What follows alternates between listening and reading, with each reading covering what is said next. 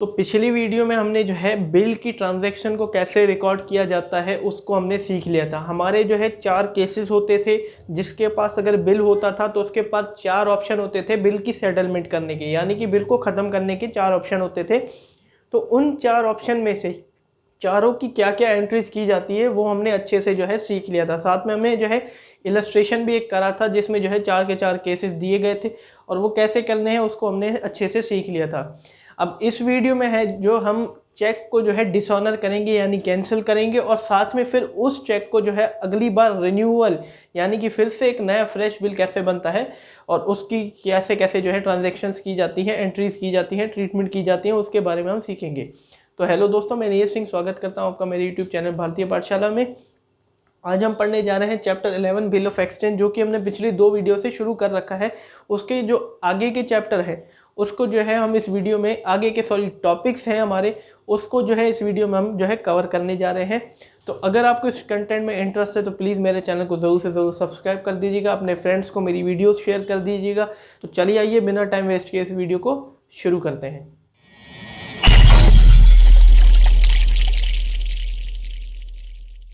तो पिछली वीडियो में हमने जो है रिकॉर्डिंग तो सीख लिया था कि ट्रांजैक्शन को जो है कैसे रिकॉर्ड किया जाता है।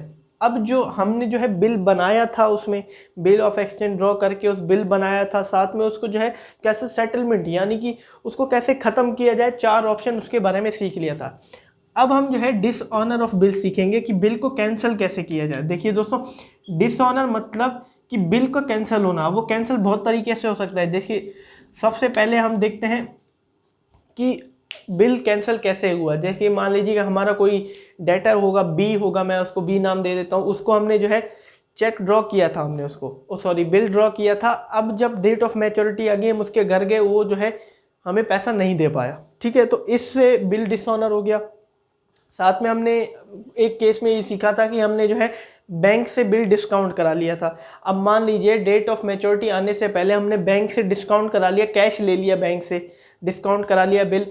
अब वो बैंक का ऑफिसर जब उससे बी से पैसे लेने गया तब वो बी फेल हो गया पे करने में, मतलब वो पे ही नहीं कर पाया, तो वो बिल डिसऑनर हो गया, क्योंकि बैंक तो अब हमारे पास ही आएगा फिर से। तो क्या ट्रीटमेंट की जाए उसके बारे में सीखेंगे। फिर एक और केस था इंडोर्समेंट का। हमने जो है चेक इंडोर्स कर दिया, ठीक है, किसी क्रेडिटर को कि भाई ये तू पेमेंट ले लियो बी से। अब वो क्या हुआ, 3 महीने बाद जब बी के घर गया वो बी नहीं दे पाया पैसा, तो वो तो बिल हम पे फाड़ेगा। तब क्या ट्रीटमेंट की जाएंगी वो भी हम सीखेंगे डिसऑनर में, ठीक है। एक तो हमने जो है बिल सेंट फॉर कलेक्शन के लिए दे दिया था, बैंक को जो हमने बिल दे दिया था, तब बैंक भी उससे रिकवर करने में जो है नाकाम रहा, वो भी उसने पैसा दिया नहीं। तब क्या ट्रीटमेंट की जाएंगी वो भी हम सीखेंगे डिसऑनर ऑफ बिल में। 4 तरीके से जो है बिल डिसऑनर हुआ, वो चारों तरीके से कैसे एंट्रीज की जाएंगी वो हम जो है अभी इस डिसऑनर ऑफ बिल में सीखेंगे, ठीक है। डिसऑनर 4 तरीके से हो गया, मैंने आपको समझा दिया।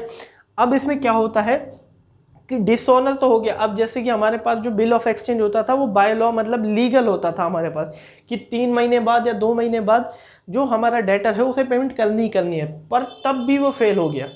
तब क्या होता था कि नोटरी पब्लिक उसमें एक रोल और आ जाता था नोटरी पब्लिक का। जैसे कि मैंने आपको टर्म्स ऑफ बिल जब पढ़ाया था पिछली वीडियो में, नोटरी पब्लिक मैंने आपको बताया था कि होता क्या है, ये एक ऑफिसर होता है, ठीक है। तो ये इससे हम क्या करते हैं, एक नोटिस भिजवाते हैं अपने डेटर को, कि एक लीगल नोटिस भिजवाते हैं कि अगर फिर से पैसा हमें नहीं मिला तो आपको जो है कोर्ट में आना पड़ेगा, ठीक है। तो उसके कुछ नोटिंग चार्जेस होते हैं जिसको फीस लेता है नोटरी पब्लिक, तो वो भी जो है डिसऑनर ऑफ बिल में देना पड़ता है हमें। तो उसकी भी ट्रीटमेंट जो है हम इसमें डिसऑनर ऑफ बिल में सीखेंगे। देखिए दोस्तों, डिसऑनर ऑफ बिल अगर आपको सीखना है तो इसके लिए आपको जो है एक नॉर्मल रिकॉर्डिंग आनी चाहिए। जैसे कि बिल ऑफ एक्सचेंज की जो भी ट्रांजैक्शन होती है उसको नॉर्मल कैसे रिकॉर्ड किया जा सकता है वो आपको ज़रूरी है यहाँ पे आना। अगर आपको नहीं आता तो पिछली वीडियो मेरी ऑलरेडी पोस्टेड है, उसको जाके चेकआउट कर लिए, उसको देखिए अच्छे से, वो समझिए, तब आप जो है डिसऑनर ऑफ बिल सीख सकते हैं। अगर आपको अभी डिसऑनर ऑफ नॉर्मल एंट्रीज जो कि बिल ऑफ एक्सचेंज की रिकॉर्ड करना आता है, तब आप जो है डिसऑनर ऑफ बिल सीख सकते हैं। अब मैं जो है यही समझूंगा कि आपको नॉर्मल एंट्रीज करना आता है, ठीक है। तो चलिए आइए बिना टाइम वेस्ट किए जो है इसको शुरू करते हैं हम। तो सबसे पहले मैं क्या करता हूँ, रफ फॉर्मेट एक बना लेता हूँ। आपको जो है रफ फॉर्मेट नहीं बनाना है, इसके लिए आपको जो है सीधा एक अच्छा सा जो है फॉर्मेट बनाना है आपको जर्नल एंट्री का, जो मैंने आपको बता रखा था। यहाँ मेरे पास स्पेस कांस्टेंट है, तो इसीलिए मैं जो है यहाँ पे रफ फॉर्मेट एक बार बना देता हूँ, ठीक है। और वैसे ही मैं जो है 2% ले लेता हूँ, इसको मैं दे देता हूँ x नाम, इसको मैं दे देता हूँ y, ठीक है। ये जो है सेलर कंसीडर करता हूँ उसको, जैसे मैंने आपको पिछली वीडियो में समझाया था, ये हो गया परचेजर, ठीक है, ये हो गया परचेजर। और जब बिल जो है वो सेलर ड्रॉ करता है तो ये हुआ ड्रॉअर और ये हुआ ड्रॉई, ठीक है, ये हुआ ड्रॉई। अब डिसऑनर हमें कैसे करना है, देखिए दोस्तों, इसके लिए मैंने आपको अभी भी बताया कि वो पिछली एंट्रीज आपको आनी चाहिए। तो सबसे पहले जो है पिछली एंट्रीज नॉर्मली कैसे होती थी उसको एक बार थोड़ा सा देख लेते हैं। जब बिल ऑफ एक्सचेंज ड्रॉ होता था तो एक्स ने जो है सेल किया होता था वाई को, परचेज क्रेडिट पे सेल किया होता, तभी तो बिल ऑफ एक्सचेंज ड्रॉ होता है। तो ये एक्स क्या एंट्री करेगा, एक्स एंट्री करेगा अगर उसने सेल किए हो तो ये एंट्री करेगा Y account debit to sales, ठीक है। मैंने आपको कॉन्सेप्ट वैसे ही अच्छे से समझा रखा था, ठीक है। और यहाँ ये वाई क्या एंट्री करेगा, वाई एंट्री करेगा purchase account debit to X, ठीक है। यही एंट्री होंगी दोनों में, नॉर्मल एंट्री जो होती थी। अब जब बिल ऑफ एक्सचेंज ड्रॉ करता था वाई पे, वाई एक्सेप्ट करके फिर से एक्स को दे देता था, तो एक्स बिल ऑफ एक्सचेंज की एंट्री क्या करता था, bill receivable account debit to, किससे मिला था, वाई से मिला था, तो वाई का नाम दे देता था। ऐसे नॉर्मली एंट्री करता था। और वाई भी कुछ एंट्री करता था, वो देता था जब bill of exchange to bill payable. ऐसे जो है नॉर्मली एंट्री हमारी की जाती थी, ठीक है। नॉर्मली दो एंट्री जो बिल ऑफ एक्सचेंज को प्रोसेस करने स्टार्ट करने के लिए उसका प्रोसेस, तो ये दो एंट्री जो है की जाती थी। पहले सेल और परचेज होती थी, तब जो है ड्रॉअर और एक्सेप्ट होती थी, ड्रॉ होती थी तो एक्सेप्ट होती थी, ऐसे करके जो है नॉर्मल दो एंट्री हो जाती थी, ठीक है। अब डिसऑनर में क्या करना है, अब जैसे कि मान लीजिए जिसके पास बिल था उसके पास 4 ऑप्शन होते थे, मैंने आपको पिछली वीडियो में समझा रखा था। अब इसी 4 ऑप्शन में डिसऑनर भी मैंने आपको अभी समझाया कि कैसे होता है, ठीक है। अब डिसऑनर में क्या होगा, जो भी आपकी बिल ऑफ एक्सचेंज की एंट्रीज होंगी उसको रेसिप्रोकल कर देना है, ठीक है। जैसे ही बिल डिसऑनर होता है, डिसऑनर करना बहुत आसान है क्योंकि हमें कैंसिल करना है, ख़त्म करना है। चीज़ों को बनाना बहुत आसान है लेकिन चीज़ों को ख़त्म करना चीज़ों को बनाना जो है बहुत मुश्किल होता है, लेकिन चीज़ों को ख़त्म करना बहुत आसान रहता है, ठीक है। अब हमें ख़त्म करना है, वो बहुत आसान है। अब यहाँ जो बिल ऑफ एक्सचेंज की जो भी एंट्रीज होंगी उसको हमें रेसिप्रोकल कर देना है, हमारे डिसऑनर की एंट्री खत्म हो जाती है, ठीक है। सबसे पहले केस फर्स्ट देखते हैं। केस फर्स्ट में वही हमारा जो है ऑप्शन 1 में आपको बताता हूँ कि जब डेट ऑफ मैच्योरिटी तक एक्स रुकता है वाई के लिए अपना पैसा लेने के लिए, ठीक है। अब क्या हुआ, एक्स गया घर वाई के, बिल ऑफ एक्सचेंज दिया लेकिन वाई उसको पे नहीं कर पाया, ठीक है। वाई फेल हो गया, पे करने में उसके पास पैसा नहीं था। अब आगे डिसऑनर की बात, ठीक है। अब एक्स आया घर, उसको एंट्री तो करनी थी। अब वो डिसऑनर की क्या एंट्री होंगी, अब यहाँ से शुरू होंगी। देखो यहाँ पे बिल ऑफ एक्सचेंज वाई के, अब बुक में देखिए बिल ऑफ एक्सचेंज की कितनी एंट्री है, सिर्फ एक ही एंट्री है क्योंकि ये तो सेल की है। बिल ऑफ एक्सचेंज की एक ही एंट्री है, बिल रिसीवेबल, ठीक है। उसको रेसिप्रोकल कर दो। यहाँ देखो वाई रेसिप्रोकल कैसे होगा, वाई क्रेडिट है तो डेबिट कर दो, बिल रिसीवेबल डेबिट है तो क्रेडिट कर दो, ठीक है। तो Y account debit to bill receivable,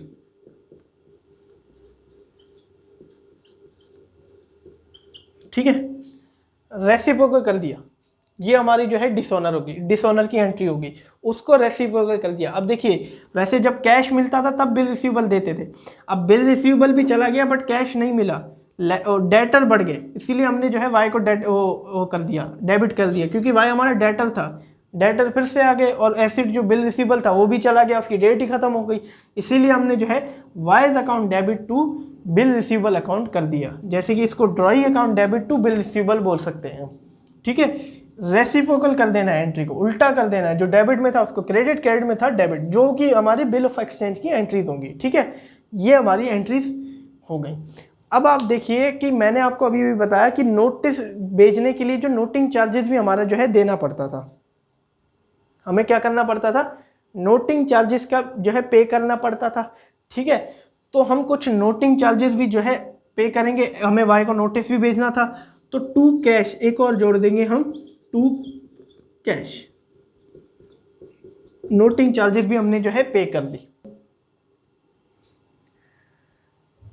ठीक है, नोटिंग चार्जेस पे करने के लिए भी हमें टू कैश अकाउंट ऐड करना है। ये हमारी होगी जब ड्रॉअर क्या एंट्री करेगा डिसऑनर की, फर्स्ट ऑप्शन में। अब बात आती है ड्रॉई की। ठीक है, ड्रॉई की क्या एंट्री है बिल ऑफ एक्सचेंज की, वो पैसा नहीं दे पाया, एक ही एंट्री है, रेसिप्रोकल कर देते हैं। ठीक है, बिल पेबल क्रेडिट था तो डेबिट हो गया, बिल पेबल अकाउंट डेबिट, क्योंकि वो बिल ऑफ एक्सचेंज खत्म हो गया तो इसीलिए हमने डेबिट कर दिया, बिल पेबल अकाउंट डेबिट। और साथ में क्या होगा, एक और एंट्री कर देगा टू एक्स की, क्योंकि एक्स डेबिट है तो टू एक्स अकाउंट कर देगा। ठीक है, ये हमारी, इसको रेसिप्रोकल कर दिया, ये हमारी जो है ड्रॉई की बुक में एंट्री की जाएगी। अब आप देख सकते हैं, लेकिन इसने तो जो है नोटिस भी भेजा था, उसके चार्जेस भी दिए थे। अब वो जो चार्जेस इसने एक्स ने दिए हैं वो वाई से वसूलेगा, क्योंकि गलती तो वाई की है, डिफॉल्ट वाई हुआ था पे करने में, पैसे तो वाई को देने थे, लेकिन जब डेट आ गई तो वाई डिफॉल्ट हो गया, वो नहीं पे कर पाया, तो नोटिंग चार्जेस के पैसे भी वसूलेगा वाई से, तो इसीलिए ये एक जो है डेबिट में नोटिंग चार्जेस को भी डाल देगा। मॉडिफिकेशन थोड़ी हो गई, नोटिंग चार्जेस अकाउंट डेबिट भी कर देगा, उसका एक्सपेंस हो गया ये। ठीक है, इसने डेबिट कर दिया इसको, तो ये रेसिप्रोकल तो हुई है। आप देख सकते हैं एंट्री यहाँ पे एक्स टू बिल पेबल है या बिल पेबल टू एक्स है, एक और भी जुड़ जाएगी मॉडिफिकेशन के तहत पे, notice charges account debit to X. ठीक है, ये हमारी कौन सी एंट्री होगी, केस फर्स्ट में जो है डिसऑनर की एंट्री हो गई। उम्मीद है दोस्तों आपको कॉन्सेप्ट अच्छे से समझ में आ गया होगा। अगर आपको याद करना है तो आप याद भी कर सकते हैं। अब पहले आप जो है इसको नोट करिए। ठीक है, अब चलते हैं केस 2 पे। ठीक है, अब केस फर्स्ट में आप देख सकते हैं एंट्री आपकी क्या दे रखी थी, drawee to bill receivable to cash. देखिए ड्रॉई वाई हमारा ड्रॉई तो था, drawee to bill receivable to cash. ठीक है, मैंने यहाँ पे वाई डाला है लेकिन आपकी बुक में ड्रॉई था। ठीक है, ड्रॉई तो हुआ ये वाई, तो Y bill receivable to cash. आपकी जो है ये ड्रॉई की एंट्री नहीं दी गई है, वो बाद में दी गई है, मैं आपको समझाऊंगा। केस 2 में देख सकते हैं, केस 2 है इंडोर्समेंट। अब जो बिल था, मान लीजिए एक्स ने जो है इंडोर्स कर रखा था किसी को, मैं यहाँ पे नाम दे देता हूँ सी का, क्रेडिटर ऑफ ए, एक्स। ठीक है, सी का नाम दे देता हूँ क्रेडिटर ऑफ एक्स। केस 2 में क्या होता था, मैं इसको मिटा देता हूँ, उम्मीद है आपने जो है नोट कर लिया होगा, मैं इसको मिटा देता हूँ, तभी आपको जो है मेरे पास स्पेस बच जाएगा समझाने के लिए। अब केस 2 इंडोर्समेंट वाला केस है हमारा। ठीक है, अब जो है एक्स ने इंडोर्स कर दिया वाई को, अपनी पेमेंट कर दी बिल रिसीवेबल में, तो नॉर्मली वो क्या एंट्री करता था केस 2 में, अगर देखें तो हम, तो नॉर्मली ये एंट्री करता था, वो नाम दे देता था C account debit to bill receivable. ठीक है, मैं बी आर लिख देता हूँ इसको ऐसे, टू बी आर। ठीक है, और उसमें एक वाई भी आ जाता था, अब वाई का कोई लेना देना नहीं है, वो तो कोई एंट्री नहीं करेगा, सी जरूर करेगा। सी क्या एंट्री करता था, सी एंट्री का उसको बिल मिला, तो B R bill receivable account debit to X नाम दे देगा। ठीक है, यही एंट्री होती थी नॉर्मली। मैंने आपको बोला पहले ही कि जो नॉर्मली एंट्री थी वो आपको आना ज़रूरी है, तभी आप डिसऑनर सीख पाओगे। ठीक है, ये तो एंट्री हो गई। अब क्या हुआ देखो, अब क्या हुआ कि जब सी जो क्रेडिटर था वो वाई के घर गया, लेकिन वाई उसे पैसा नहीं दे पाया। ठीक है, अब क्या होगा, अब देखिए यहाँ पे जो है वाई तो फेल हो गया पे करने में। ठीक है, तो सी ने जो है एक्स को बोला था कि वाई मुझे पैसा नहीं दे पाया, तो सी क्या करेगा, केस कर देगा वाई पे ही कि भाई वाई पैसा नहीं दे पाया। तो सबसे पहले हम बात करते हैं एक्स की, जो सेलर है उसकी क्या बुक में एंट्री हो जाएंगी। देखिए मैंने आपको बोला था कि रेसिप्रोकल कर दो सारी एंट्री को, जो भी बिल ऑफ एक्सचेंज की होंगी। अब यहाँ देखिए 2 एंट्री हैं बिल ऑफ एक्सचेंज की, बी आर आप देख सकते हैं। ठीक है, अब इसको रेसिप्रोकल करना है। तो सबसे पहले अगर हम देखें, मैंने आपको अभी भी समझाया था कि जब हमें अकाउंट में किसी चीज़ को काटना हो, मतलब दोनों चीज़ों को काट देना हो या माइनस करना हो, तो एक को क्रेडिट एक को डेबिट कर दो, एक बार डेबिट एक बार क्रेडिट कर दो, वो अपने आप ही एंट्री कट जाएगी। अब यहाँ आप देख सकते हो कि एक जगह बिल रिसीवेबल डेबिट है, एक जगह क्रेडिट है। ठीक है, ये दोनों आपस में कट गया। दोनों अब तो पहले तो आपस में कट गए, ठीक है, अब इन दोनों का रोल ही नहीं रहा, अब रेसिप्रोकल होंगे ये दो, ठीक है, दो एंट्री है ये दो, y और c, ठीक है, y और c जो है दोनों रेसिप्रोकल होंगे। तो यहाँ देखिए y किस में है, डेबिट और क्रेडिट में है, तो डेबिट होगा, तो नाम दे देंगे y अकाउंट डेबिट, और c देखो डेबिट में है तो क्रेडिट हो जाएगा टू c अकाउंट, ठीक है। ये एंट्री होगी जब हमने जो है इंडोर्स कर रखा हो, एक्स ने इंडोर्स किया था सी को, तब जो है ये एंट्री की जाएगी। रेसिप्रोकल एंट्री है दोनों, ये दोनों आपस में कट गए, इन दोनों को हमने रेसिप्रोकल कर दिया, क्योंकि जो मैंने आपको बताया बिल ऑफ एक्सचेंज की एंट्री होगी उन्हीं को ही रेसिप्रोकल करना है। दो जो है बिल ऑफ एक्सचेंज की एंट्रीज थी, रेसिप्रोकल हमने कर दिया। आप अपनी बुक में भी देख सकते हैं, इंडोर्समेंट में ड्रॉई टू इंडोर्स लिख रखा है। ड्रॉई हमारे वाई ड्रॉई थे, इंडोर्स वाले ये हमारे थे सी, ठीक है, drawee to endorse, drawee account debit to endorse, देख सकते हैं आप, इसीलिए ये एंट्री। अब नोटिंग चार्जेस की बात रही, तो नोटिंग चार्जेस का जो भी अमाउंट होगा वो जोड़ दिया जाएगा, ठीक है, हमें कोई मॉडिफिकेशन नहीं कर दी। अब मान लीजिए 5000 का था तो नोटिंग चार्ज 100 का था तो 5100 लिखा जाएगा, ठीक है, वो अमाउंट जोड़ दिया जाएगा उसके अंदर अंदर ही, ठीक है। अब बात आ गई है सी की, सी भाई साहब वो कर देगा, ठीक है। अब आपकी बुक में जो एंट्री दे रखी थी वो सिर्फ एक्स की दे रखी है, सिर्फ मतलब ड्रॉअर की एंट्री दे रखी है कि ड्रॉअर की बुक में कैसे रिकॉर्ड किया जा सकता है, ठीक है। ना आपकी जो है इसकी दे रखी है, सॉरी क्रेडिटर दे रखी है, इंडोर्समेंट की जो पार्टी थी उसकी दे रखी थी, ना आपकी ड्रॉइंग की दे रखी थी, ठीक है। मैं आपको एक बार समझा देता हूँ फिर से। अब इसकी ड्रॉइंग की आप देखें, सॉरी क्रेडिटर की आप देखें, जो जिसको इंडोर्स किया गया था उसके एक ही एंट्री थी, ठीक है, तो वो इसी को रेसिप्रोकल कर देगा, बट वो नोटिंग चार्जेस पे करके, ठीक है। तो ये एंट्री क्या करेगा, एक्स क्रेडिट है तो डेबिट कर देगा, एक्स अकाउंट डेबिट, ठीक है। साथ में क्या हुआ, इसको तो एंट्री जो बी आर था तो उसको क्रेडिट कर देगा टू बी आर अकाउंट, ठीक है, टू बी आर अकाउंट वो एंट्री कर देगा, और साथ में वो नोटिंग चार्जेस भी पे करेगा, क्योंकि उसने बी में कैश, वाई पे कैश भी तो करेगा कि अब पैसे नहीं दिए, ठीक है, तो टू कैश अकाउंट भी वो जोड़ देगा। अब वो पैसा किससे वसूलेगा, एक्स से, ठीक है। तो एक्स वाई से बोलेगा तो वाई वही नॉर्मल एंट्री जो मैंने आपको बताई थी अभी, बिल पेबल को वो डेबिट करेगा रेसिप्रोकल करने के लिए, और एक्स को वो क्रेडिट करेगा, क्योंकि अब तो जब सी आए या डी आए जो भी आए, लेकिन उसका लेना देना तो एक्स के साथ है ना, क्योंकि एक्स के साथ उसका बिल हुआ था तो एक्स को ही डेबिट करेगा, क्योंकि यहाँ रेसिप्रोकल में ही एक्स है, ठीक है, रेसिप्रोकल में एक्स को वो डेबिट करेगा, और साथ में एक और जोड़ देगा नोटिंग चार्जेस के लिए, वो वही नॉर्मल एंट्री करेगा जो पिछले केस में उसने की थी, ठीक है। आपके बुक में ये एंट्री नहीं गिवन है, बट मैं आपको जो है बता रहा हूँ, आपको ऐसे एंट्री करनी है केस 2 में, ठीक है। अगर आपको कहीं और एग्जामिनेशन में कोई पूछ ले आपसे, वैसे तो आपको जो है आपकी बुक में ये गिवन नहीं है, सिलेबस में ही नहीं है, बट मैं आपको बता रहा हूँ आपके सिलेबस में सिर्फ ये एंट्री है बस। फिर भी मैं आपको एक्स्ट्रा बता रहा हूँ कि एज अ कॉन्सेप्ट आपको पता होना चाहिए कि किस हिसाब से जो है एंट्रीज की जाती हैं। केस 2 में हमारी जो है ये एंट्री की जाती है, ठीक है। केस 2 में मेन एंट्री जो थी वो ये वाली थी जो आपकी बुक में भी गिवन थी, Y account debit to C account, यानी कि drawee account debit to endorse account. Endorse का हमारा जो है सी को इंडोर्स किया था तो ड्रॉई तो वाई है, और सी को इंडोर्स किया तो Y account debit to C account. उम्मीद है दोस्तों आपको अच्छे से समझ में आ रखा होगा। ये इस चैप्टर में आपको जो है अच्छे से थोड़ा दिमाग लगाना पड़ता है, तभी जो है आपकी एंट्रीज क्लियर होती हैं। अब दोस्तों इसको नोट कर लीजिए आप, आपकी बुक में गिवन नहीं है, आप नोट कर लीजिए, आपको अच्छे से जो है आगे आप रिवीजन करने बैठे तो अच्छे से समझ में आ जाए आपको। अब आइए दोस्तों केस 3 शुरू करते हैं, ठीक है। केस 3 में हमारे जो है डिस्काउंटिंग ऑफ बिल का केस था कि हमने जो है बैंक से पैसा डिस्काउंट करा लिया था, यानी कि कैश ले लिया था। अब नॉर्मली क्या एंट्री होती थी उसको समझते हैं। मैं सी को मिटा देता हूँ, सी का कोई इसमें जो है अभी इस केस में रोल नहीं है, ठीक है। नॉर्मली क्या एंट्री होती थी, जब बिल भेज दिया जाता था तो कैश अकाउंट डेबिट डिस्काउंट करा लिया जाता था,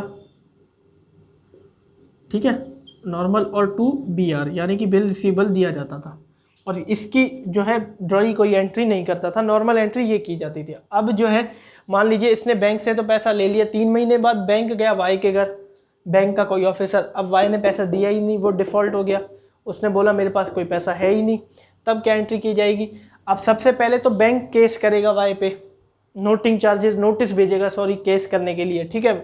बैंक ने नोटिस भी भेज दिया होगा। अब सबसे पहले हम बात करते हैं एक्स की, जो आपके सिलेबस में एंट्री है, वो एक्स जो ड्रॉअर होगा वो क्या एंट्री करेगा। देखिए दोस्तों, यहाँ मैंने आपको बोला था रिवर्स करना है एंट्री को, तो यहाँ आप देख सकते हैं 2 एंट्री है।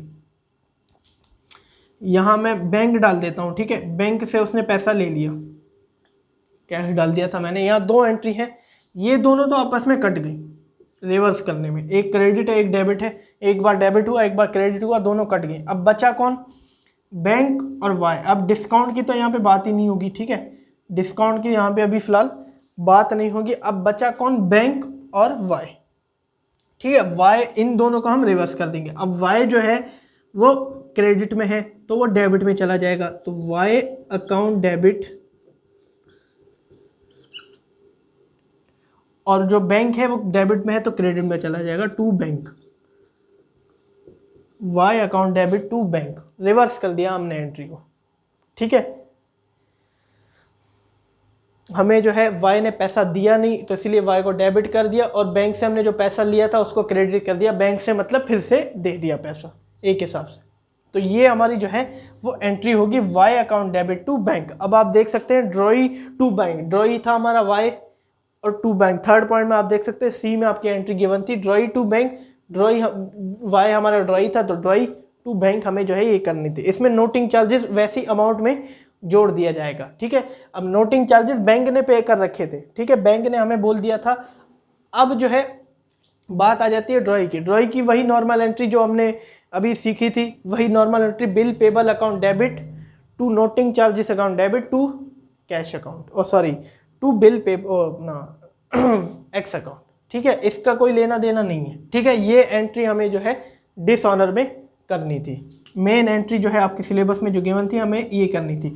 अब मैं आपको फिर से जो है ड्रॉई की एंट्री भी बता देता हूँ कि ड्रॉई अपनी बुक में क्या एंट्री करेगा, वही वो भी क्या कर देगा, इसको रेसिप्रोकल कर देगा। साथ में नोटिंग चार्जेस भी यहाँ पे जोड़ दिए गए थे, अमाउंट में ही जोड़ दिए गए थे, तो नोटिंग चार्जेस भी यहाँ पे कर देगा, ठीक है। तो ये करेगा एंट्री वही जो नॉर्मल करता था, वो bill payable account debit, noting charges भी पे करना है तो noting charges account debit to, अब यहाँ पे आप देखो एक्स डेबिट है तो एक्स को क्रेडिट कर देगा, क्योंकि वो एक्स को ही जानता है ना, बैंक को तो जानता नहीं है, तो एक्स का नाम ही वो दे देगा। अगर दोस्तों आपके लिए टेक्निकली हो रहा है तो आप सिर्फ इस एंट्री को समझिए, छोड़ दीजिए इसको, आपको जो है सिर्फ आपके सिलेबस में ये एंट्री थी, ठीक है। अब नोटिंग चार्जेस की बात आई तो नोटिंग चार्जेस हमें अमाउंट में ही जोड़ देना है, कोई उसको स्पेशल एंट्री नहीं करनी, सबकी आप जो है रेसिप्रोकल कर देना जो भी आपकी एंट्री गिवन होगी।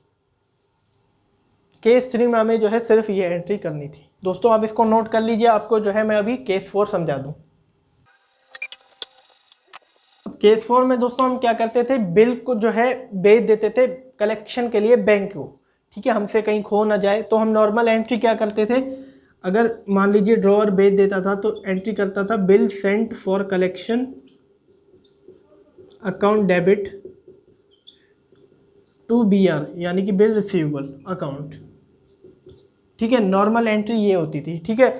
ड्रॉई कोई एंट्री नहीं करता था, ड्रॉई का कोई लेना देना ही नहीं है, ठीक है। अब जो आपकी बुक में जो एंट्रीज गिवन है वो सिर्फ एक्स और वाई के अकाउंट में एक ही एंट्री थी सब में, और एक्स में क्या गिवन होंगी वो सारी गिवन थी, ठीक है, सिलेबस में। मैं आपको सबकी समझा रहा हूँ यहाँ पे, आप इस कॉन्सेप्ट को समझिए, ठीक है। अब क्या हुआ, बैंक गया वाई के घर, ठीक है। अब वाई उससे पैसा नहीं दे पाया, तो बैंक ने सबसे पहले तो उसे कलेक्शन तो करनी थी, बैंक ने क्या किया, नोटरी पब्लिक अपॉइंट करके उसको जो है नोटिस भेज दिया और नोटिंग चार्जेस पे कर दिए बैंक ने, ठीक है। इससे पैसा नहीं दे पाया था, उसने आके एक्स से बोला कि उस जो है कलेक्शन नहीं हो पाई, वाई ने पैसा दिया नहीं, ठीक है, और मैंने जो है नोटिंग चार्जेस भी पे कर रखे हैं। और तो सबसे पहले जो है मैंने अभी आपको बताया कि आपके सिलेबस में जो है इसी बुक्स का, यानी कि ड्रॉअर की बुक की जो एंट्री थी, तो सबसे पहले उसी को ही देख लेते हैं। देखिए दोस्तों, अब जो भी एंट्री थी बुक में उसको रेसिप्रोकल कर देना है। ये 2 एंट्री आपको दिख रही है, इसके बुक में 2 एंट्री थी, तो सबसे पहले तो BR, यहाँ क्रेडिट है यहाँ डेबिट है, दोनों आपस में कट जाएंगे, ठीक है। एक क्रेडिट हो गया, एक जगह डेबिट हो गया, कट गए। अब बचे कौन, वाई बचा और सेंट फॉर कलेक्शन ये बचा, ठीक है। अब आप देख सकते हैं वाई यहाँ पे क्रेडिट है तो वाई को डेबिट कर देंगे, वाई अकाउंट डेबिट, ये डिसऑनर की एंट्री है, ठीक है। और यहाँ bill sent for collection debit है तो क्रेडिट कर देंगे to bill sent for collection, ये एंट्री हो जाएगी। अब साथ में जो है बिल ने नोटिंग चार्जेस भी पे करे थे जो कि एक्स को बोले थे, तो वो उसके अकाउंट से काट देंगे तो टू बैंक। ये आपकी जो है मेन एंट्री आपकी डिसऑनर के कौन से केस 4 जो कि बिल सेंट फॉर कलेक्शन वाले की थी। ठीक है, उम्मीद है दोस्तों आपको अच्छे से समझ में आ गई होगी। अब वाई क्या करेगा, वाई अपनी वही नॉर्मल एंट्री करेगा, bill payable account debit, noting charges account debit to cash, जो कि आपकी नॉर्मल एंट्री होती थी। नोटिंग चार्जेस एक्स को देगा और सॉरी टू एक्स कर देगा जो कि एक्स को देगा वो। ठीक है, नॉर्मल एंट्री वही भी करेगा। मैं एक बार फिर से आपको जो है वो एंट्री यहाँ पे लिख देता हूँ। ठीक है, ये एंट्री अब हर केस में जो है जो ड्रॉई का होगा उसमें यही एंट्रीज होंगी। ठीक है, बाकी के मैंने केस में आपको बता दिया। बाकी आपके जो है बुक में सिर्फ इनकी एंट्रीज गिवन है और इसकी एंट्री ये वाली गिवन है। ठीक है, ये वाली सिर्फ एंट्री जो है गिवन है और बाकी जो केसेस की एंट्रीज थी वो सिर्फ ड्रॉअर के जो है बुक्स की गिवन थी। वो मैंने आपको अभी बता दी कि किस हिसाब से वो एंट्रीज को करना है, और मैंने आपको तीनों के अकाउंट की बता दी। जो इंडोर्समेंट वाला सॉरी बुक खुला था उसकी भी मैंने आपको बता दी, ताकि आपको कॉन्सेप्ट अच्छे से क्लियर हो जाए। तो उम्मीद है दोस्तों आपको अच्छे से जो है कॉन्सेप्ट क्लियर हो गया होगा। अब आइए एक जो है रिन्यूअल की एंट्रीज करते हैं कि अगर बिल डिसऑनर हो गया तो फिर एक नया फ्रेश बिल बनता है, रिन्यूअल ऑफ बिल से बोला जाता है, उसकी कैसे एंट्रीज होती हैं। तो दोस्तों आइए समझते हैं रिन्यूअल ऑफ बिल को कि रिन्यूअल ऑफ बिल ऑफ होता क्या है। देखिए दोस्तों, डिसऑनर जब होता है बिल, जब बिल को कैंसिल किया जाता है तब एक जो है फिर से एक नया बिल बनता है, तो उसे बोला जाएगा रिन्यूअल ऑफ बिल। अब मान लीजिए कि जब मैंने आपको डिसऑनर में अभी समझाया कि नोटिस भेजा जाता है, तो उस नोटिस से जो ड्रॉई होता है या तो वो डर गया हो। ठीक है, वैसे भी कोर्ट कचहरी में कौन पढ़ना चाहेगा, तो ड्रॉई होता है, मान लीजिए वो ड्रॉयर को थोड़ी सी रिक्वेस्ट करता है कि भाई अभी मैं पैसा दे नहीं पाया, थोड़ा और मुझे जो है टाइम दे दो, 2 महीने का और टाइम दे दो, उसमें मैं आपको पैसा दे दूंगा। तो ड्रॉअर भी देखता है कि कोर्ट में जाने से इतना मेरा पैसा खर्च हो जाएगा, इससे अच्छा कि एक रिन्यू करा लेते हैं बिल को, एक नया बिल बना लेते हैं, 2 महीने बाद आप दे देना, कोई दिक्कत नहीं है। ठीक है, तो इसमें क्या करता है जो ड्रॉअर होता है, थोड़ा सा इंटरेस्ट चार्ज करता है पीरियड को एक्सटेंड करने के लिए, 2 महीने ज़्यादा देने के लिए थोड़ा सा इंटरेस्ट बोलता है कि मुझे चाहिए, आप जो है पैसे दे देना, बट आपको जो है इंटरेस्ट देना पड़ेगा कुछ, आपने जो है ज़्यादा ही टाइम मेरे से ले लिया। तो जो ड्रॉई होता है वो भी मान जाता है, क्योंकि कोर्ट में उससे ज़्यादा पैसा उसका लगना है, इसीलिए वो भी मान जाता है, एक नया जो है बिल बनता है, जिस सारे प्रोसेस को बोला जाएगा रिन्यूअल ऑफ बिल। ठीक है, तो आइए इसकी जो है एंट्रीज कैसे की जाती हैं उसको समझ लेते हैं। टोटल जो है आपकी 2 एंट्रीज जो है की जाती हैं रिन्यूअल ऑफ बिल में। ठीक है, दोनों की बुक में जो है सिर्फ 2 एंट्रीज की जाती हैं रिन्यूअल ऑफ बुक बिल में। ठीक है, रिन्यूअल ऑफ बिल में जो है आपकी बुक में बहुत ही अच्छे तरीके से जो है एंट्रीज गिवन थी।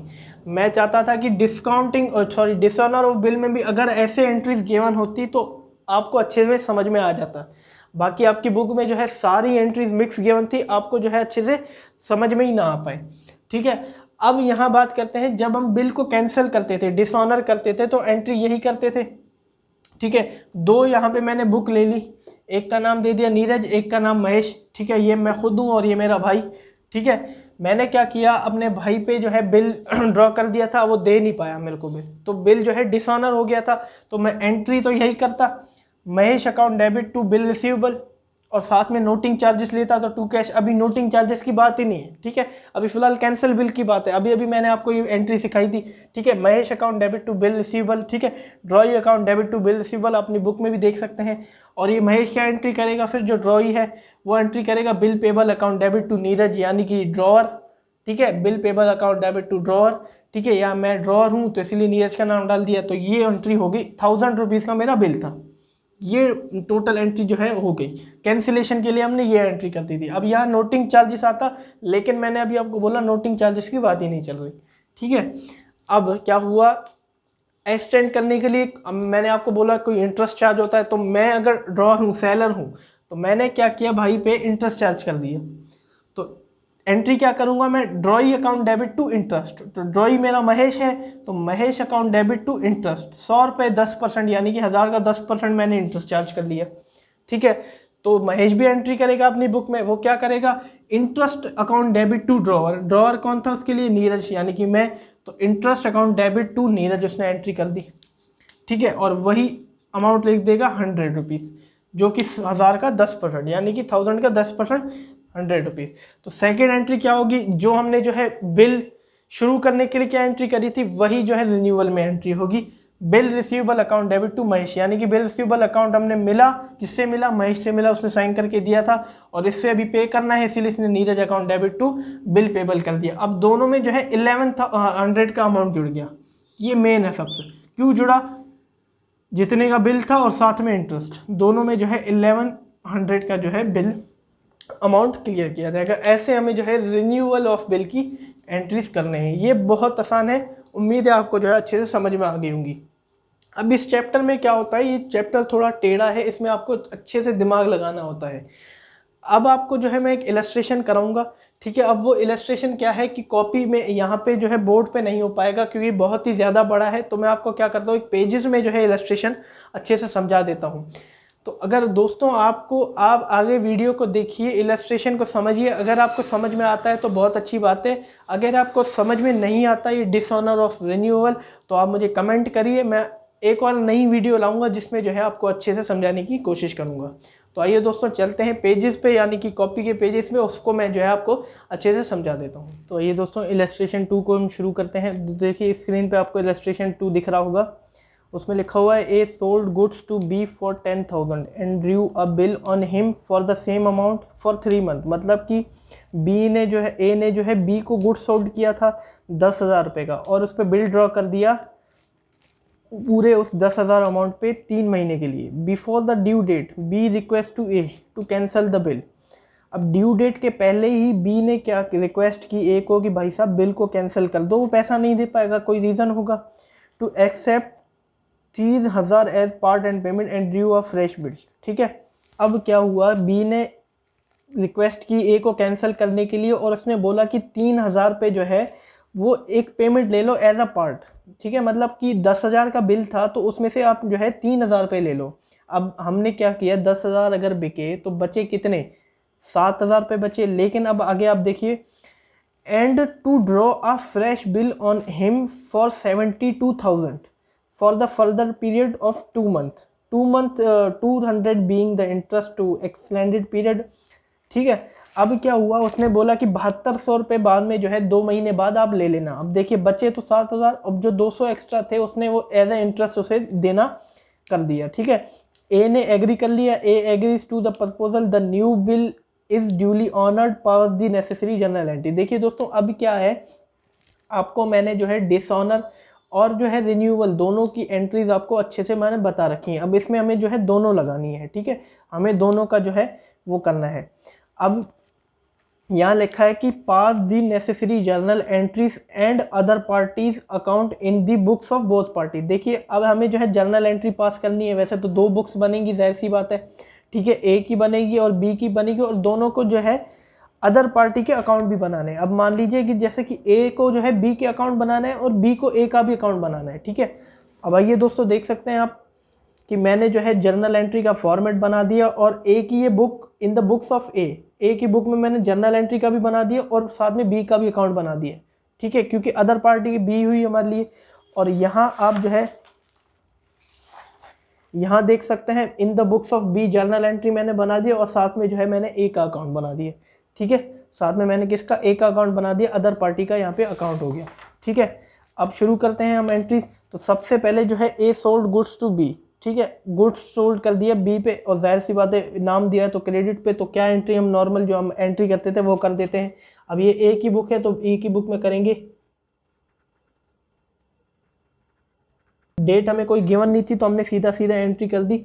यहाँ लिख दिया 10,000 और यहाँ लिख दिया 10,000, ठीक है, बीज अकाउंट डेबिट टू ए। अब ए ने परचेज भी करी होगी, जाहिर सी बात है, सॉरी बी ने परचेज करी होगी तो बी भी एंट्री कर देगा अपनी बुक्स में।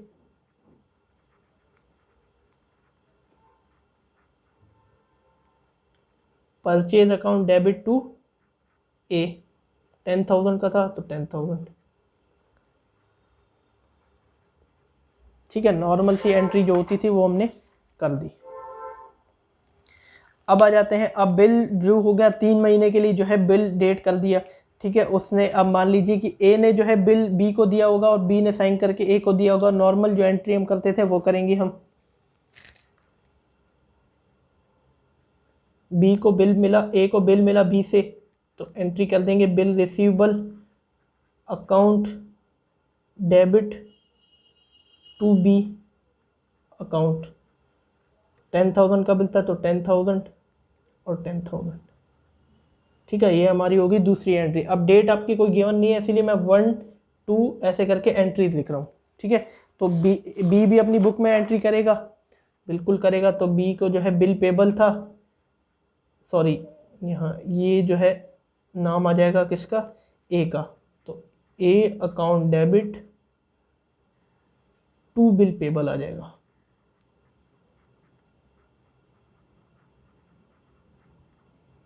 $10,000 का अमाउंट था, 10,000, ठीक है। दोनों ने अपनी बुक में ऐसी जो है एंट्री कर दी होगी। मैं यहाँ पे लिख देता हूँ फर्स्ट एंट्री, यहाँ पे लिख देता हूँ सेकंड एंट्री, ठीक है। ये 2 एंट्री आपको सेम करनी थी। अब आ जाते हैं यहाँ पे, B request to A the cancel bill to accept 3,000 as a part, ठीक है, और due fresh bill to him. मतलब कि उसने रिक्वेस्ट करी, बी ने रिक्वेस्ट कर दी कि भाई साहब बिल कैंसिल करो और 3,000 पे एज अ पार्ट पेमेंट ले लो, 10,000 में से 3,000 मैं आपको दे देता हूँ। तो इसमें आप देख सकते हैं कि नोटिंग चार्जेस नहीं लगेंगे और ना ही जो है ए बी पे केस करने के लिए बोलेगा, ठीक है। एज अ पार्ट पेमेंट होगी। तो थर्ड एंट्री सीधा कैंसिल की होगी। सीधा कैंसिल की मैंने आपको क्या बताई थी, जो कि ड्रॉअर होगा उसमें एंट्री होगी ड्रॉई टू बिल रिसीवेबल, ठीक है। ड्रॉई का नाम आ जाएगा और बिल रिसीवेबल, ठीक है। और जो ड्रॉअर होगा, सॉरी जो ड्रॉई होगा, ड्रॉई के बुक में होंगी जो ड्रॉअर का नाम होगा और बिल पेबल, ठीक है। बिल पेबल अकाउंट ड्रॉअर का नाम, ठीक है। तो सबसे पहले हम जो है ड्रॉअर की बुक बना रहे हैं, सॉरी ए की बुक में करेंगे एंट्री। ए हमारा ड्रॉअर है तो वो क्या एंट्री करेगा बिल कैंसिल करने में, drawee to bill receivable. Drawee हमारा कौन है, बी है। तो थर्ड एंट्री क्या बनेगी हमारी, B account debit to bill receivable,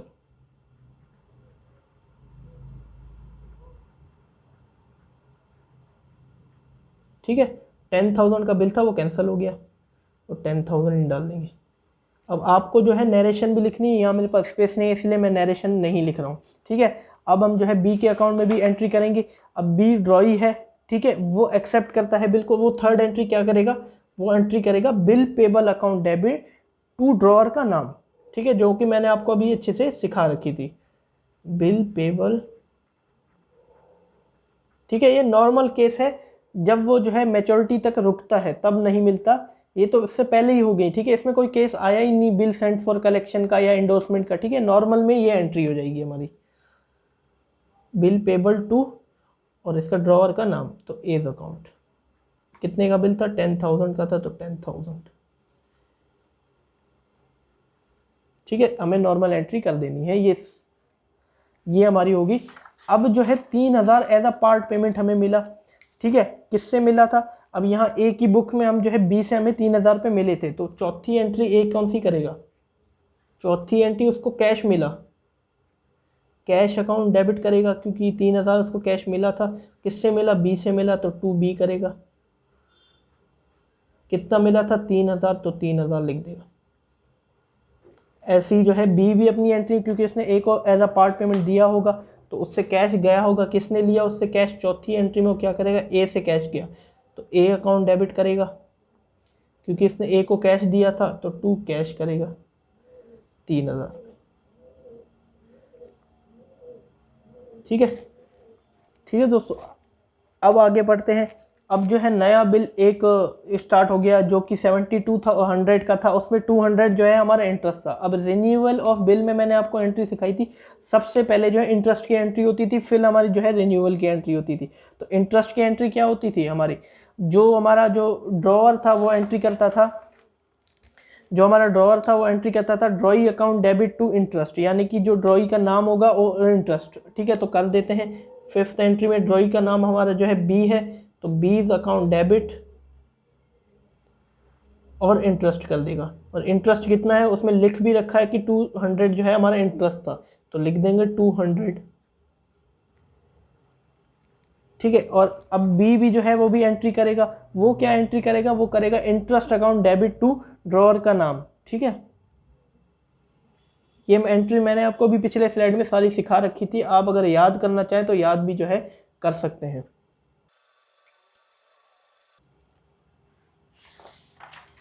अब देखिए दोस्तों, नया बिल जो है 7200 रुपये का बना था, तो अब नए बिल की एंट्री जैसे कि हमने शुरू में एंट्री की थी बिल रिसीवेबल टू बी, और बी के अकाउंट में जो है हमने एंट्री करी थी A account debit to bill receivable, same as it is हमें जो है वही एंट्री करने हैं 7200 रुपये से, क्योंकि बिल रिन्यू हो गया।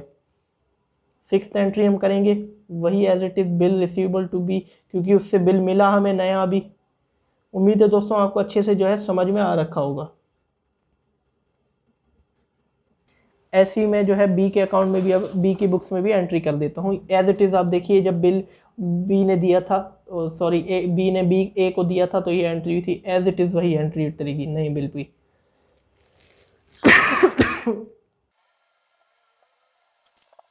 अब देखिए दोस्तों, ए ने जो है एग्री कर लिया था, प्रपोजल ए लिखा था the new bill is duly honour. अब जो है, अब मान लीजिए कि बिल तो बन गया, अब बाद में डेट ऑफ मैच्योरिटी के बाद तो आ नहीं सकती कैंसिल के लिए, बी पेमेंट भी कर देगा।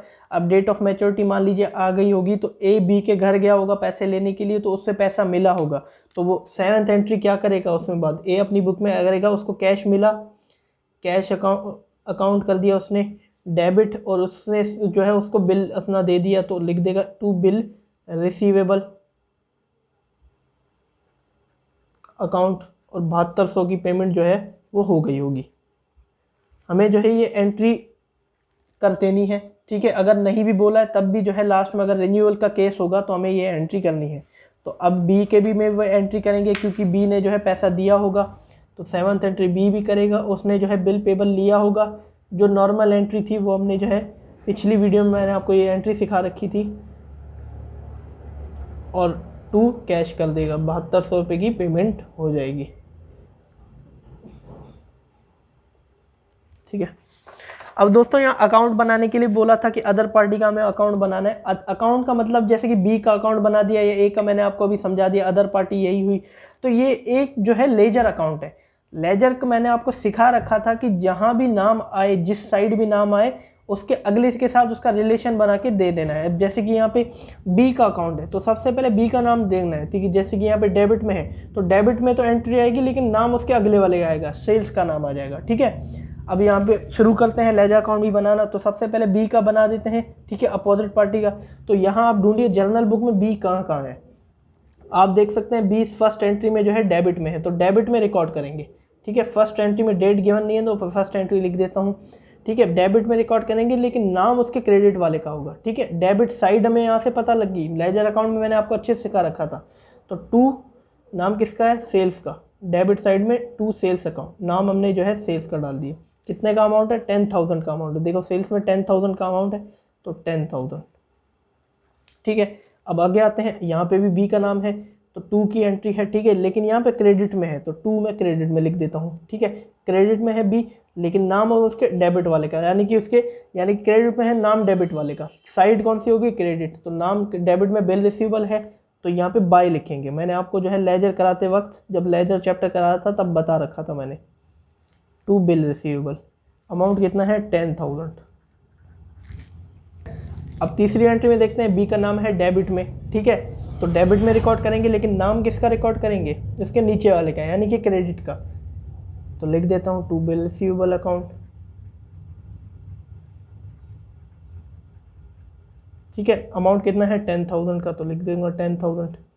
मैं यहाँ पे थर्ड एंट्री ऐसे करके लिख देता हूँ। अब फोर्थ एंट्री में देखें आप, क्रेडिट है, तो फोर्थ एंट्री क्रेडिट में लिख देता हूँ, लेकिन नाम किसका लिखूंगा मैं, उसके ऊपर वाले का, यानी कि डेबिट का। तो लिख देता हूँ बाय कैश, क्योंकि नाम कैश है। तो कितने का है, 3,000। ठीक है, अब आ जाते हैं फिफ्थ एंट्री पे। फिफ्थ एंट्री में बी डेबिट है, तो डेबिट में रिकॉर्ड करेंगे। नाम किसका देंगे, इंटरेस्ट का, किसके, क्रेडिट वाले का, टू इंटरेस्ट, 200। ठीक है, अब आते हैं सिक्स एंट्री में। सिक्स एंट्री में क्रेडिट है, तो सिक्स एंट्री क्रेडिट में करेंगे, और नाम किसका देंगे, उसके ऊपर वाले का, यानी कि डेबिट का, तो बाय बिल रिसीवेबल।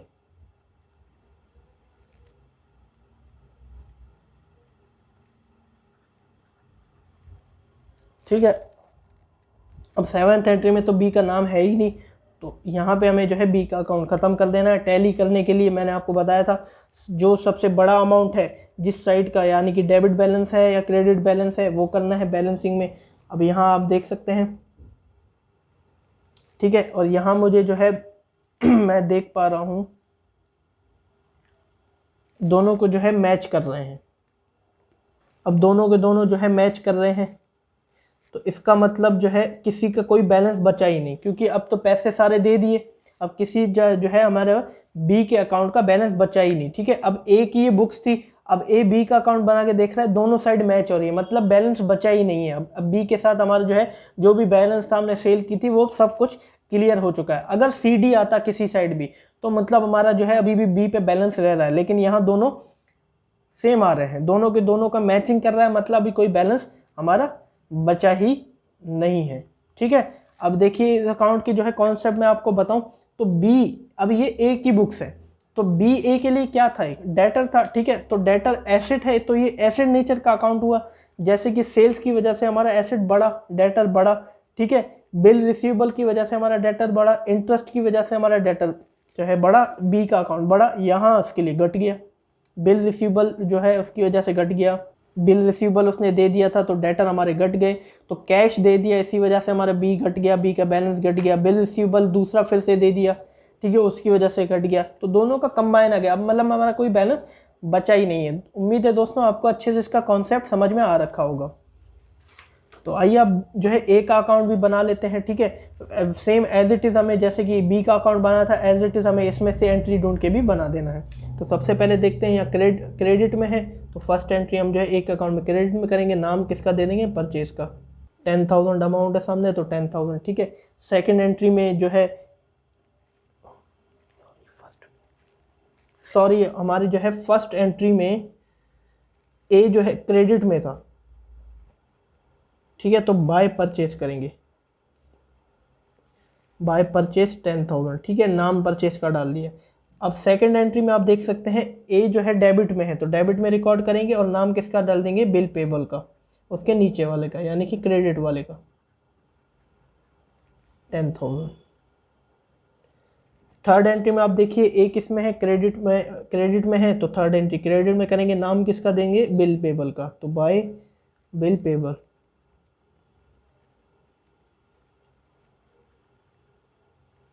ठीक है। फोर्थ एंट्री में आप देख सकते हैं एक डेबिट में है तो डेबिट में एंट्री करेंगे, नाम इसके क्रेडिट वाले का दे देंगे, तो टू कैश लिख देंगे, 3,000।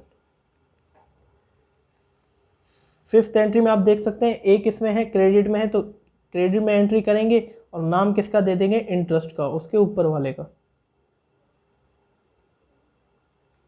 200। ठीक है। सिक्स्थ एंट्री में आप देख सकते हैं ए डेबिट में है तो डेबिट कर देंगे, नाम किसका, उसके नीचे वाले का, तो टू बिल पेबल, 72,000 इसका अमाउंट। अब इन दोनों का भी अगर हम दोनों का मैच करेंगे तो दोनों का अमाउंट जो है 20,200 ही आएगा, दोनों का अमाउंट मैच हो जाएगा। तो इसका मतलब हमारा कोई अभी भी बैलेंस बचा नहीं है, तो बैलेंस सारा क्लियर है, ठीक है। ए के साथ हमारा भी कोई भी बैलेंस सारा का सारा क्लियर है। तो उम्मीद है दोस्तों आप अच्छे से जो है इसको समझ गए होंगे।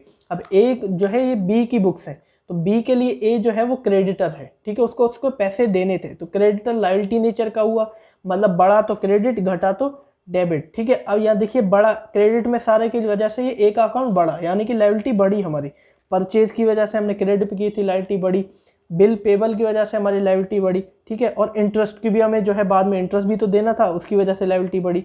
फिर बिल पेबल की वजह से हमारी जो है लायबिलिटी घटी भी, हमने थोड़ा कैश भी दे दिया, उसकी वजह से घटी, क्योंकि बिल पेबल आ गया तो क्रेडिटर घट गए, ठीक है, तो हमने कैश दे दिया तो उसकी वजह से हमारी लायबिलिटी घट गई, तो फिर बिल पेबल हमने जो है पे कर दिया था, यहाँ मान लीजिए, ठीक है, बिल पेबल हमें जो है मिल गया था, यानी कि ठीक है, तो कंफर्म हो गया था, तो इसकी वजह से हमारी लायबिलिटी घटी, यानी कि क्रेडिटर हमारे घट गए।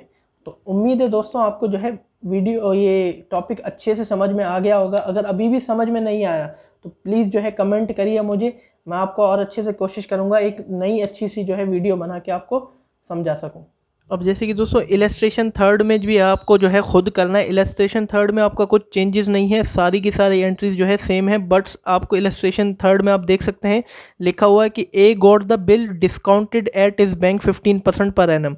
अब क्या होगा कि वो जो डिस्काउंटेड बिल वाली एंट्री थी, bank account debit discount on bill account debit, यानी कि discount account debit to bill receivable, ये जो एंट्री थी, जो ए ड्रॉअर होता है वो जो एंट्री करता है बैंक से अपना कैश कराने के लिए, सेम वो एंट्री करनी है। और फिर आपको जो है जो बैंक वाला केस था डिसऑनर में, जिसमें जो है आपका drawee account debit to bank, मैंने आपको समझाया था पूरा काट के 2 एंट्री रिवर्सल कर देना है पूरा, वो एंट्री जो है आपको करना है। बाकी कुछ चेंजेस नहीं है, सारी की सारी एंट्रीज जो अभी हमने क्वेश्चन में की वही की वही करनी है। अब आप देख सकते हैं यहाँ पे, आप देख सकते हैं हमने जो है जब डिसऑनर हुआ था तो हमने एंट्री करी थी B's account debit to bill receivable. बस अब यहाँ पे कुछ नहीं करना, हमें जो है B account debit to bank करना है, क्योंकि हमारा जो है थर्ड वाला केस था डिस्काउंट वाला, क्योंकि हमने जो है बैंक को पैसा देके कैश करा लिया था। अब जो है वो डिसऑनर हो चुका है, अब हमें जो है एंट्री करनी है बीज अकाउंट डेबिट टू बैंक, और हमें जो है इसमें कुछ नहीं करता।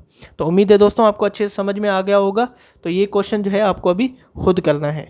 तो धन्यवाद दोस्तों मेरी वीडियो को एंड तक देखने के लिए। उम्मीद है आपको ये चैप्टर जो है अच्छे से समझ में आ गया होगा। अगर आपको अभी भी समझ में नहीं आया है तो प्लीज़ नीचे जो है कमेंट कीजिए, मैं इसके लिए जो है एक और नई वीडियो लाऊंगा आपके लिए, कोशिश करूंगा जो उसमें जो है मैं अच्छे से समझा सकूं। तो अगर आपको वीडियो पसंद आई हो प्लीज़ मेरी वीडियो को लाइक कीजिएगा, मेरे चैनल को ज़रूर से ज़रूर सब्सक्राइब कर दीजिएगा। चलते हैं हम भी। Have a nice day.